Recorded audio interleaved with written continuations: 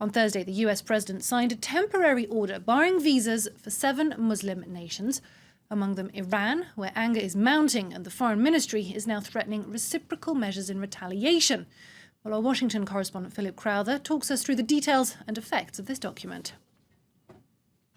Take a look back at the campaign, first of all, where there were these what seemed like rather unrealistic promises from Donald Trump. He said he was going to put in place essentially a Muslim ban, and then he watered that down to something called extreme vetting. Well, both of those now appear to be a reality, because what Donald Trump signed yesterday at the Pentagon was an executive order. This means it is in place automatically and immediately. There are 3 elements to this, essentially. It stops the refugee readmission program to the United States from all countries for 4 months. It also immediately stops and entirely stops the refugee resettlement for Syrians. And then it also stops people from entering the United States from Muslim-majority countries for the next 30 days. Those countries being, as you saw, Iran, Iraq as well, Syria, Somalia, Sudan, Libya and Yemen. And that includes green card holders from those 7 Muslim-majority countries.